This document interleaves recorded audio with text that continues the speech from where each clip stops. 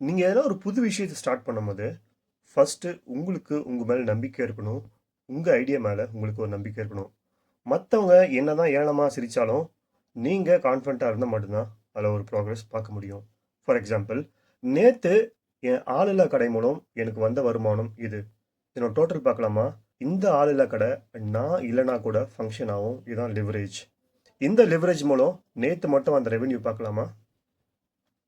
100 plus 100 plus 90 plus 390 plus 150 plus 350 180 plus 250 ரூபா உண்டியில் இருந்துச்சு.